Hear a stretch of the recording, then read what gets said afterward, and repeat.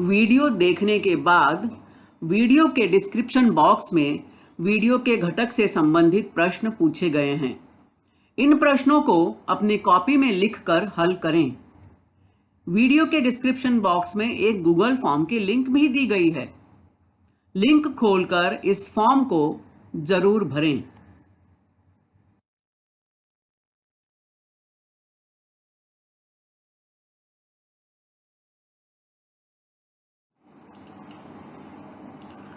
अभी जिस लिंक के बारे में मैंने बात की वह लिंक यहाँ दी गई है। तो डिस्क्रिप्शन बॉक्स में यह लिंक आपको मिलेगी। इस लिंक को ओपन करें। लिंक के ऊपर इस तरह से आपको सूचना भी मिलेगी। अपना अभिप्राय नीचे दी गई लिंक में अवश्य व्यक्त करें। तो इस लिंक को जरूर खोलें।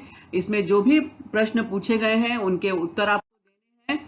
बहुत ही सरल और सामान्य प्रश्न है, इसलिए आप सभी से विनम्र निवेदन है कि इस लिंक को जरूर जरूर खोलें और इसे भरें।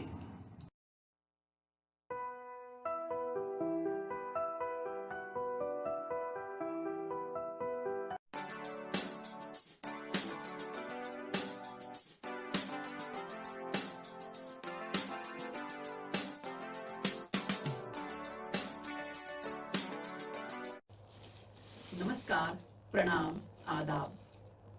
कोविड-19 के प्रादुर्भाव की वजह से आज विद्यार्थी शाला में प्रत्यक्ष अध्ययन अनुभव लेने से वंचित हैं। बृहन्मुंबई महानगर पालिका शिक्षण विभाग ने एक सराहनीय कदम उठाया, जिससे हमारा कोई भी विद्यार्थी शिक्षा से वंचित न रहे। और इस श्रृंखला के अंतर्गत हम अपने विषय के रोचक घटक लेकर, रोचक वीडियोज लेकर आपके सामने उपस्थित रहेंगे। और इसी के अंतर्गत मैं श्रीमती पूर्णिमा पांडे आप सभी को वर्चुअल स्टूडियो क्लास में आमंत्रित करती हूँ, अपने एक नए विषय के साथ, नए घटक के साथ। तो चलें अपने विषय के संग। कक्षा 7वीं भूगोल पाठ 6 प्राकृतिक प्रदेश भाग 4। हमारी पृथ्वी का ग्लोबल मानचित्र।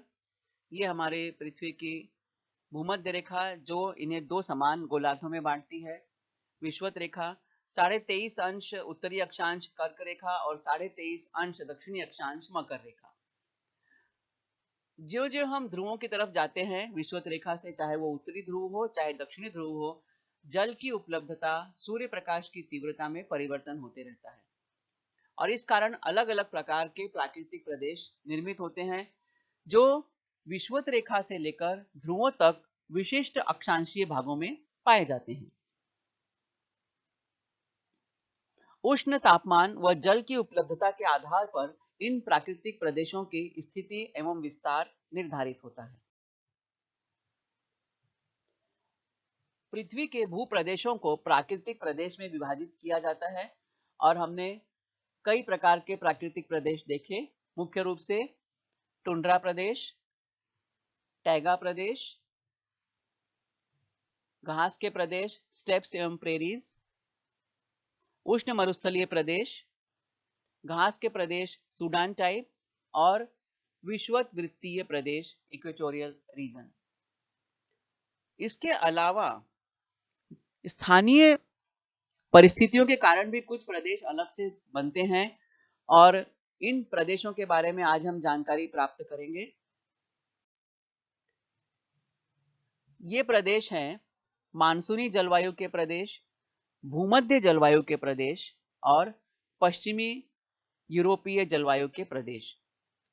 Monsoon climatic region, Mediterranean climatic region and west European climatic region.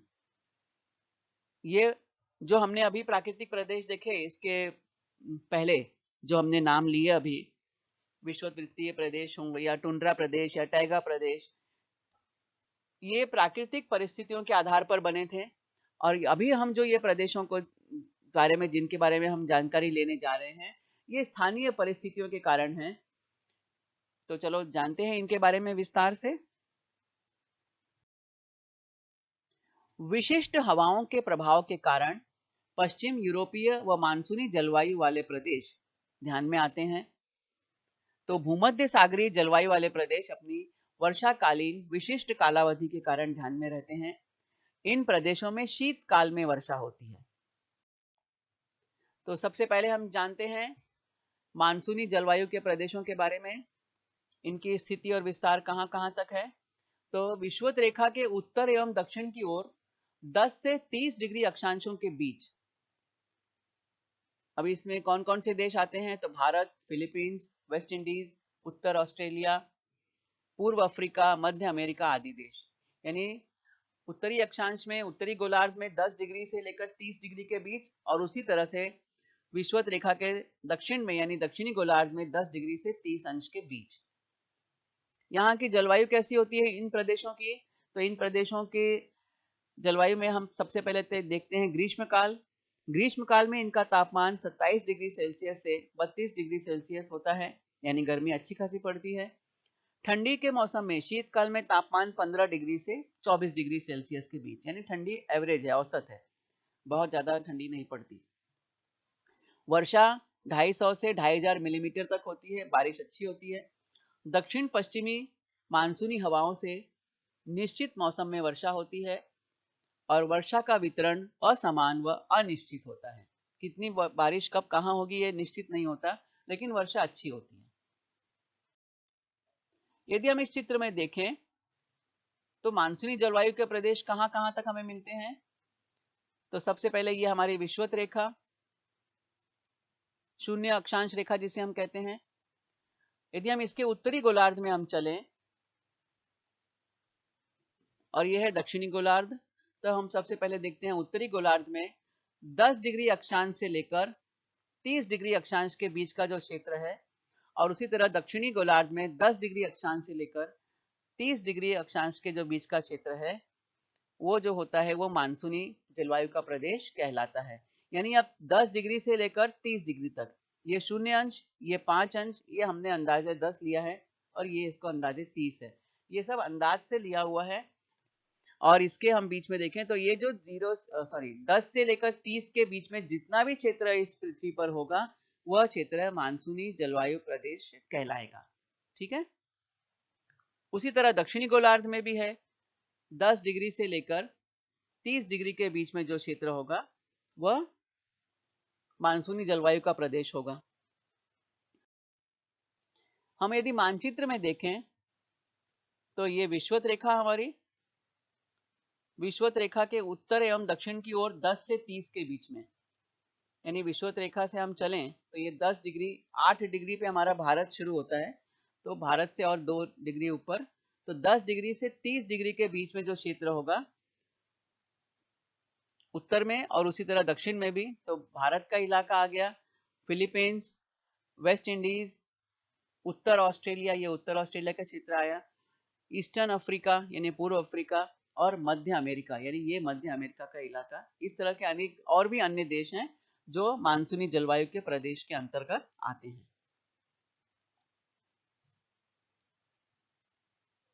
ये हमारा भारत का इलाका, इसमें भारत, पूरा भारतीय प्रायद्वीप का इलाका इसमें आता है। उसी तरह से ये मध्य अमेरिका, ये जो है पूर्व अफ्रीका, ये उत्तर ऑस्ट्रेलिया। अब हम यहाँ के प्राणी जीवन के बारे में जानते हैं। यहाँ पर बाघ, सिंह, तेंदुआ, हाथी, बनैल, सुअर, बंदर, भेड़िया, सांप, मोर, कोयल, बहुत तरह के वन्य प्राणी और पक्षी पाए जाते हैं, और बहुत तरह के पालतू प्राणी भी पाए जाते हैं, गाय, भैंस, भेड़, घोड़े जैसे पालतू प्राणी, कोयल, ये बनैल, सुअर, ये गाय, भैंस पालतू प्राणी जो हैं। तो यानी प्राणियों की बहुत सारी वैरायटी है, हम देख रहे हैं यहाँ पे बाघ है, सिंह है, तेंदुआ है, हाथी है, सुअर है, सांप है, बहुत तरह के प्राणी यहाँ पर पाए जाते हैं। क्योंकि मानसूनी जलवायु के प्रदेश है, यानी पानी भरपूर मात्रा में उपलब्ध है। तापमान हमने देखा कि यहाँ तापमान भी जो है वो अच्छा खासा तापमान है। तो इन सब प्रदेशों में यहाँ पर 27 डिग्री से 32 डिग्री के बीच में तापमान है। तो ये सब जो तापमान है ये जनजीवन के लिए माफिक तापमान है। तो यहाँ पे जो है बहुत सारे प्राणी पाए जाते हैं। अब यहाँ पाई जाने वाली वनस्पतियां कौन सी हैं, तो पतझड़ और अर्ध सदारहित वन। पतझड़ वाले वन यानी ऐसे जंगल ऐसे पाए जाते हैं जहाँ के पेड़ जो है एक निश्चित समय आने पर अपने पत्तियों को छोड़ देते हैं, पत्तियां उनकी झड़ जाती हैं। पतझड़, पत्ता जो झड़ जाए तो पतझड़। और अर्ध सदा रहित वन, ये आधे समय पे जंगल हरे भरे होते हैं और जब पत्ते झड़ गए तो वो उसमें हरा भरापन नहीं रहता, इसलिए अर्ध सदा रहित वन। वर्षा के वितरण पर वनस्पति वनस्पति का प्रकार निर्भर करता है और बहुत बड़े बड़े वृक्ष यहाँ पाए जाते हैं, बरगद, पीपल, साग, शीशम, चंदन, खैर, सिंकोना, बांस, बबूल, वैरायटी ऑफ ट्रीज। छोटे पौधे भी हैं, घास भी हैं। ये है सिंकोना का वृक्ष। फिर हम देख रहे हैं ये चंदन का पेड़, सागौन। सागौन का नाम आप सबने बहुत ज्यादा सुना होगा। सागौन की लकड़ियां बहुत मजबूत होती हैं, फर्नीचर बनाने के काम आती हैं। उसी तरह शीशम का पेड़, साल का पेड़, साल की लकड़ियां भी मजबूत होती हैं।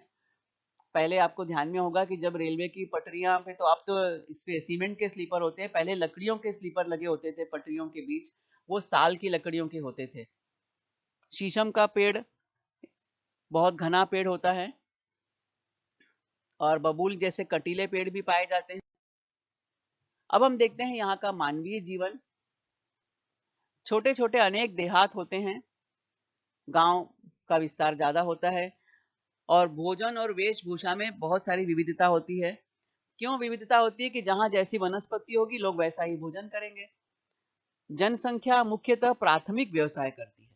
प्राथमिक व्यवसाय मतलब वैसा व्यवसाय जो सीधे सीधे प्रकृति से जुड़ा होता है, यानी जैसे खेती, पशुपालन, इस तरह के व्यवसाय इन क्षेत्रों में ज्यादा होते हैं। ये खेती और घर जो है इस तरह से देहात नुमा वातावरण, गांव से इस तरह के घर पाए जाते हैं। यानी मानवीय जीवन बहुत कठिन भी नहीं है, आसान है। अब हम देखते हैं भूमध्य जलवायु के प्रदेश, इनका विस्तार कहाँ से है? तो 30 से 40 डिग्री अक्षांशों के बीच दोनों गोलार्धों में, यानी उत्तरी गोलार्ध में भी और दक्षिणी गोलार्ध में भी 30 से 40 अक्षांशों के बीच महाद्वीप का जो पश्चिमी भाग है वो भूमध्य जलवायु के प्रदेश कहलाता है। और इसमें पुर्तगाल, स्पेन, अल्जीरिया, टर्की, कैलिफोर्निया, मध्य चिली, दक्षिण पश्चिम एवं दक्षिण पूर्व ऑस्ट्रेलिया, ये प्रदेश इन जलवायु के प्रदेशों के अंतर्गत आते हैं। यहाँ का तापमान यदि हम देखें तो ग्रीष्मकाल शुष्क होता है और बारिश में, शीतकाल में बारिश होती है। और गर्मी के मौसम में तापमान कितना है? 21 से 27 डिग्री सेल्सियस और शीतकाल में 10 से 14 डिग्री सेल्सियस। वर्षा लगभग 500 से 1000 मिलीमीटर तक होती है और शीतकाल में, ठंडी में वर्षा होती है। यहाँ पर गर्मी देखो शुष्क है, ग्रीष्मकाल शुष्क है, ग्रीष्मकाल में बारिश नहीं होती है। वर्षा यहाँ पे ठंडी के मौसम में होती है। यदि इस चित्र में हम देखें, ये हमारी भूमध्य रेखा, 0 अक्षांश रेखा, और ये उत्तरी गोलार्ध और ये भूस्वत रेखा से नीचे की तरफ दक्षिणी गोलार्ध। यानी 40 डिग्री से 30 डिग्री अक्षांश के बीच, यानी हम उत्तरी गोलार्ध में चले तो ये 30 डिग्री अक्षांश से 40 डिग्री अक्षांश के बीच का इलाका। उसी तरह से दक्षिणी गोलार्ध में 30 डिग्री से 40 डिग्री के भी जो बीच का क्षेत्र है वह भूमध्य सागरीय जलवायु का प्रदेश कहलाता है।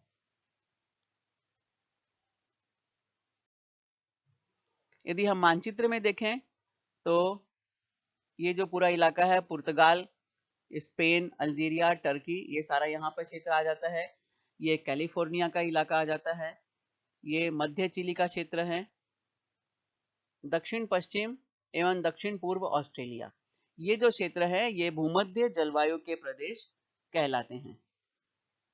अब ये हम देख रहे हैं इनका जो विस्तार है 30 से 40 डिग्री, ये 30 डिग्री अक्षांश हम देख रहे हैं दक्षिण, तो 30 से 40 डिग्री का। और उसी तरह से उत्तर में हम देखें तो 30 से 40 डिग्री के बीच में ये क्षेत्र आते हैं। तो ये पुर्तगाल, स्पेन, अल्जीरिया, टर्की, ये सारा इलाका यहाँ पे आ जाता है। ये कैलिफोर्निया का क्षेत्र, ये मध्य चिली, दक्षिण अमेरिका, और ये दक्षिण पश्चिम एवं दक्षिण पूर्व ऑस्ट्रेलिया। अब यहाँ का यदि हम प्राणी जीवन देखें तो प्राणी जीवन कैसा है इनका? पशुपालन में पालतू प्राणी अधिक हैं, जैसे भेड़, बकरियां, गाय, खच्चर, घोड़े, ये सब ज्यादा पाए जाते हैं। भेड़, बकरियां हैं, गाय है, ये पालतू प्राणी हैं, क्योंकि पशुपालन इनका मुख्य व्यवसाय होता है। अब यदि इनकी हम वनस्पतियां देखें कि यहाँ किस प्रकार की वनस्पतियां पाई जाती हैं, तो यहाँ की जो वनस्पतियां हैं उनके पत्ते मोटे होते हैं, छोटे होते हैं, चिकने होते हैं। वृक्षों की छाल बहुत मोटी होती है, जैसे ऑलिव या हिंदी में जिसे जैतून कहा जाता है, ओक, चेस्टनट। और कम वर्षा वाले क्षेत्र है, इसलिए यहाँ घास होती है। पर्वतीय भागों में सूचीपर्ण वनस्पति पाई जाती है। जिन क्षेत्रों में वर्षा कम है वहां घास मिलती है, और पर्वतीय भाग पहाड़ी जो इलाके हैं वहां सूचीपर्णी वृक्ष पाए जाते हैं। चेस्टनट, ऑलिव या जैतून, ओक, इस तरह के वृक्ष यहाँ पाए जाते हैं। हम देख रहे हैं कि ये सारे पेड़ ऊंचे पेड़ हैं, बड़े पेड़ हैं, इनके तने मोटे हैं, देख रहे हो। और ऑलिव का तो जो तेल, ऑलिव जो है या जैतून से तेल निकलता है इसके फलों से, वो तेल जो है, जिस तरह से हमारे देश में हम लोग सिंगदाने का तेल, नारियल तेल, राई का तेल, तिल का तेल खाते हैं, वैसे इन प्रदेशों में जैतून का तेल खाया जाता है, खाने में उपयोग किया जाता है। खाया जाता है मतलब खाने में उपयोग किया जाता है, तेल नहीं खाते, लेकिन खाद्य पदार्थों को बनाने में जैतून के तेल का उपयोग होता है। यदि हम यहाँ का मानवीय जीवन देखें तो इन क्षेत्रों में ग्रीक व रोमन संस्कृति का विकास हुआ है। खेती इनका मुख्य व्यवसाय है। फल एवं फूलों की खेती बहुत अधिक होती है, और खेती भी अच्छी है तो गेहूं की खेती भी अच्छी होती है। तो यहाँ का जो मुख्य भोजन है गेहूं से बने हुए विविध पदार्थ। और जब रंग बिरंगे कपड़े पहनते हैं ये लोग, क्योंकि इनके पास अच्छा खासा भोजन है, फल है, फूल है, तो संपन्नता होती है, तो कपड़े भी, उसका प्रभाव कपड़ों पर भी पड़ता है। बहुत दुनिया में वैरायटी ऑफ फ्लावर्स, बहुत अनेक प्रकार के फूल यहाँ पाए जाते हैं, इसलिए फूलों की खेती बहुत अधिक होती है। दुनिया में सबसे अधिक फल जो होते हैं वो ये भूमध्य सागरीय प्रदेश की जो जलवायु वाले क्षेत्रों में ही होते हैं। अनेक प्रकार के फूल, फल, ये क्षेत्र जो होते हैं बहुत संपन्न होते हैं। अब हम देखते हैं पश्चिमी यूरोपीय जलवायु के प्रदेश। इनकी स्थिति और विस्तार पे यदि हम बात करें तो महाद्वीप के पश्चिम भागों में 45 से 65 अंश उत्तर व दक्षिण अक्षांशों के बीच Norway, Denmark, Ireland, Britain, Colombia, दक्षिण चिली, न्यूजीलैंड, ये क्षेत्र इस प्रदेश के अंतर्गत आते हैं। और इनकी जलवायु यदि हम देखें तो ग्रीष्म काल में तापमान लगभग 20 डिग्री सेल्सियस और शीतकाल में तापमान लगभग 5 डिग्री सेल्सियस, यानी बहुत ज्यादा ठंडी भी नहीं है। 5 डिग्री सेल्सियस है तो ठंडी है, लेकिन जैसे टुंड्रा प्रदेश या टाइगा प्रदेश में 0 डिग्री या उससे भी कम तापमान होता था, उस कंपेयर में यहाँ तापमान 5 डिग्री सेल्सियस के आसपास है ठंडी में, और गर्मी में 20 डिग्री यानी प्लेजेंट है। बारिश भी औसत 500 से 2500 मिलीमीटर, बारिश भी अच्छी है। पश्चिमी हवाओं के चक्रवात से वर्षा होती है, और वर्ष भर वर्षा होती है, साल भर बारिश होती है। जलवायु सौम्य होती है। यदि हम इस चित्र में देखें पश्चिम यूरोपीय जलवायु के प्रदेश, तो ये हमारी भूमध्य रेखा, शून्य अक्षांश रेखा, उत्तरी गोलार्ध, और विषुवत रेखा से नीचे की ओर दक्षिणी गोलार्ध। अब यदि हम अक्षांशीय प्रदेश को देखें तो ये होता है 45 डिग्री से 65 डिग्री उत्तरी अक्षांश और 45 डिग्री से 65 डिग्री दक्षिणी अक्षांश के बीच में पाए जाने वाले जो क्षेत्र हैं, इन्हें हम पश्चिमी यूरोपीय जलवायु के प्रदेश कहते हैं।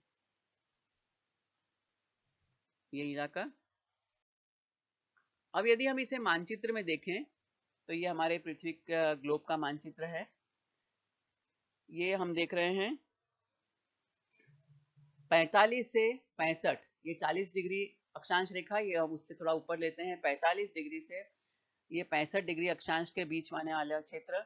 उसी तरह से दक्षिणी गोलार्ध में 45 से 65 के बीच आने वाला क्षेत्र। अब हम यहाँ क्या देख रहे हैं कि उत्तरी गोलार्ध में तो भूप्रदेश ज्यादा दिखाई दे रहे हैं, दक्षिणी गोलार्ध में अधिकांश जगह हमें सागर दिखाई दे रहा है। केवल एक जगह ये थोड़ा सा इलाका दिख रहा है, और थोड़ा सा ये न्यूजीलैंड यहाँ दिखाई दे रहा है हमें। ये हम देख रहे हैं दक्षिण चिली यानी साउथ अमेरिका, दक्षिणी अमेरिका महाद्वीप में ये नीचे वाला जो इलाका, यहीं के आसपास कोलंबिया, और यहाँ पर ये छोटा सा हिस्सा न्यूजीलैंड का थोड़ा सा हिस्सा इसमें आता है। और उत्तरी गोलार्ध में यदि हम देखें तो नॉर्वे, डेनमार्क, आयरलैंड, ब्रिटेन जैसे कई प्रदेश इसके अंतर्गत आते हैं, क्योंकि हम ये पूरी पट्टी देख रहे हैं पश्चिम यूरोपीय जलवायु वाले प्रदेश में। अब आप सोचोगे कि हमने यहाँ पे हम न्यूजीलैंड का इलाका हमने देखा, यहाँ पर इसमें आ रहा है, थोड़ा सा ये दक्षिण चिली वाला इलाका भी इसमें आ रहा है, तो इस जलवायु को हम यूरोपीय जलवायु क्यों कहते हैं, पश्चिम यूरोपीय जलवायु क्यों कहते हैं? क्योंकि अभी अफ्रीका, ऑस्ट्रेलिया तो यूरोप में नहीं आता, चिली यूरोप में नहीं आता, तो मन में ये प्रश्न स्वाभाविक है कि इसे हम यूरोपीय प्रदेश क्यों कहते हैं, पश्चिमी यूरोपीय प्रदेश वाली जलवायु क्यों कहते हैं?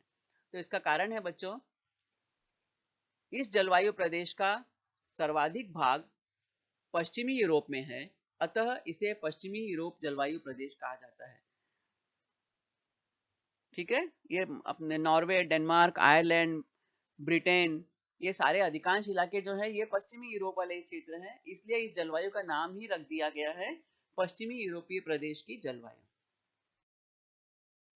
अब हम देखते हैं यहाँ का प्राणी जीवन। पशुपालन के कारण प्रमुख रूप से पालतू प्राणी अधिक होते हैं। रीछ, भेड़िए, सियार जैसे जंगली प्राणी भी पाए जाते हैं, वन्य प्राणी भी पाए जाते हैं।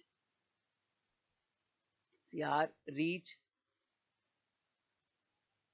भेड़िए ये जंगली प्राणी, और पालतू प्राणी तो जैसे हमने सब जानते हैं, गाय, भैंस, भेड़, बकरियां, ये यहाँ के पालतू प्राणी।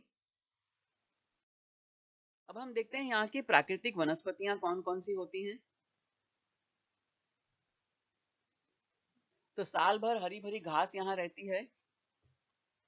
वृक्षों की पत्तियां ग्रीष्म काल में झड़ जाती हैं, यानी पतझड़ वाले वन यहाँ मिलते हैं। सूचीपर्ण वृक्ष एवं कम ऊंचाई की घास होती है, क्योंकि इनका जो इलाका है वो 45 से 65 अंश अक्षांश पर आसपास है, यानी थोड़ा सा ध्रुवों के हम पास होने लगते हैं और विषुववृत्त से दूर हो रहे हैं, तो बर्फ यहाँ पे रहती है, तो इसलिए सूचीपर्ण वृक्ष पाए जाते हैं। और जो पेड़, बड़े पेड़ जो हैं, ओक के पेड़, मैपल, एल्म, पाइन, स्प्रूस, ऐसे बहुत सारे पेड़ पाए जाते हैं। ये बीच का पेड़ है, पेड़ का नाम है बीच, हाँ बीच में नहीं, इसका मतलब बीच में नहीं, इसका मतलब है पेड़ का नाम है बीच। मैपल बहुत सुंदर, कितना सुंदर लग रहा है देखने में। जब तक मैंने भूगोल नहीं पढ़ा था ना, तो ऐसे सब पेड़ों को देख के मुझे लगता था फोटो में देख के कि ये सिर्फ पेंटिंग के लिए बनाए गए पेड़ हैं, लेकिन जैसे जैसे मैंने भूगोल का अध्ययन किया गहराई से, तो मुझे मालूम पड़ा, अरे बाप रे, ये सब तो दुनिया में पाए जाने वाले अनेक विविध प्रकार के पेड़ हैं। इतने सुंदर सुंदर पेड़, ओक का पेड़, सूचीपर्ण वृक्ष, हमने कोनिकल जिसे हम कहते हैं, नुकीले, इनके पत्ते नुकीले सकरे होते हैं ताकि बर्फ न जम सके इनके ऊपर। एल्म, इस तरह के अनेक पेड़ यहाँ पाए जाते हैं। अब हम देखते हैं यहाँ का मानवीय जीवन। लोग उत्साही एवं उद्यमी होते हैं, नौकायान करने वाले लोग अधिक हैं। लोग बहुत उत्साही हैं, जोश में रहते हैं, काम करने की इच्छा इनके अंदर रहती है, और नए नए चीजों को खोजने के एक ललक इनके मन में रहती है। यहाँ के लोग नौकायान अधिक करते हैं, यानी समुद्री किनारे के आसपास वाले लोग जो है वो नौकाओं के द्वारा, पाल वाली नौकाओं के द्वारा यात्रा करते थे पहले। हमने बहुत सारे यहाँ के यात्री हम जानते हैं, कोलंबस, वास्को डिगामा, अमेरिगो, इसके अलावा अन्य अनेक बड़े बड़े यात्री हुए हैं, खोजी, साहसी नाविक, जो जिन्होंने यूरोप का परिचय दुनिया के अन्य हिस्सों से करवाया, और ये अनेक नए मार्ग इन्होंने खोजे। और ये लोग खेती के अलावा द्वितीयक एवं तृतीयक व्यवसाय करते हैं, यानी यहाँ पर प्रकृति से जुड़े हुए व्यवसाय जो है कम है, खेती कम है, पशुपालन कम है। यहाँ के लोग द्वितीयक और तृतीयक व्यवसाय मतलब इंडस्ट्रियल बेस्ड जो काम है यहाँ पे ज़्यादा होता है। इंडस्ट्रीज, सर्विस सेक्टर, ये सब काम यहाँ ज़्यादा बढ़ रहे हैं। बड़े बड़े उद्योग धंधे, मॉल, मार्केट, इस तरह का जो कल्चर है, इस तरह की जो चीज़ें हैं यहाँ पर ज़्यादा होती है, इन पर आधारित व्यवसाय भी अधिक होते हैं। तो इस तरह से हमने मानसूनी प्रदेश, भूमध्य सागरीय प्रदेश और पश्चिम यूरोपीय प्रदेशों के बारे में संक्षिप्त जानकारी यहाँ प्राप्त की। अब ये हमारे सामने संसार के प्राकृतिक प्रदेश का मानचित्र है और इस मानचित्र के आधार पर कुछ प्रश्न आपसे पूछे गए हैं, आपको उन प्रश्नों के उत्तर देने हैं। तो पहला प्रश्न है, भारत में कौन कौन से प्राकृतिक प्रदेश पाए जाते हैं। यहाँ पे ये प्राकृतिक प्रदेशों की सूची दी हुई है रंग के अनुसार। गहरा हरा रंग है तो विषुववृत्तीय प्रदेश है, हल्का हरा है उष्ण प्रदेशीय घास के मैदान है, थोड़ा सा हरे रंग में परिवर्तन आया है मानसूनी प्रदेश है, उष्ण मरुस्थलीय प्रदेश, भूमध्य सागरीय प्रदेश, यानी अलग अलग जलवायु वाले प्रदेशों के अलग अलग रंगों से यहाँ पे बताया गया है और उसी के आधार पे आपसे प्रश्न पूछे गए हैं। पहला प्रश्न है, भारत में कौन कौन से प्राकृतिक प्रदेश पाए जाते हैं। तो उत्तर है, भारत में मानसूनी, उष्ण मरुस्थलीय और पर्वतीय प्रदेश पाए जाते हैं। ये हमारे भारत का ये क्षेत्र है। आप यहाँ के रंगों को देखिए, इन रंगों से मैच कीजिए और उसके आधार पे हमें ये उत्तर देने हैं। तो पहला हमने कहा मानसूनी प्रदेश, देखो मानसूनी प्रदेश का ये रंग दिया हुआ है, ये रंग भारत में पूरे हैं। उसके बाद हमने कहा उष्ण मरुस्थलीय प्रदेश, ये हल्का सा जो पीला है, तो ये जो थोड़ा सा इलाका है ये वाला। और लास्ट में हमने कहा पर्वतीय प्रदेश, तो ये पर्वतीय प्रदेश है। तो भारत का उत्तर भारत का जो इलाका है पूरा ये पर्वतीय इलाका। तो भारत में मानसूनी, उष्ण मरुस्थलीय और पर्वतीय प्रदेश पाए जाते हैं। अगला हमारा प्रश्न है, उष्ण मरुस्थलीय प्रदेशों का अधिक भूभाग किस महाद्वीप में आता है। अब उष्ण मरुस्थलीय प्रदेश हमने देखे, ये है उष्ण मरुस्थलीय प्रदेश। तो इसका ये रंग हम देखेंगे पूरे विश्व के मानचित्र में, तो हम देख रहे हैं ये अफ्रीका में बहुत ज्यादा दिखाई दे रहा है। तो उष्ण मरुस्थलीय प्रदेशों का अधिक भूभाग अफ्रीका महाद्वीप में आता है। प्राकृतिक प्रदेशों में सर्वाधिक विविधता किस महाद्वीप में है। हमारे सामने महाद्वीपों को हम जानते हैं, ये ऑस्ट्रेलिया महाद्वीप, ये एशिया महाद्वीप, यूरोप महाद्वीप, ये अफ्रीका महाद्वीप, दक्षिणी अमेरिका महाद्वीप और उत्तरी अमेरिका महाद्वीप। अब इन रंगों को देखें हम और इन रंगों के आधार पर हम महाद्वीपों को देखें तो हमें एक बात समझ में आती है कि प्रादेशिक जो प्राकृतिक प्रदेशों में सर्वाधिक विविधता जो है वो एशिया महाद्वीप में है। यहाँ पे मरुस्थलीय प्रदेश भी है, यहाँ पे मानसूनी प्रदेश भी है, यहाँ विषुववृत्तीय प्रदेश भी है, पर्वतीय प्रदेश भी है ना। तो इस तरह के वैरायटी जो आपको मिलती है, विविधता, वो सबसे ज्यादा एशिया महाद्वीप में मिलती है।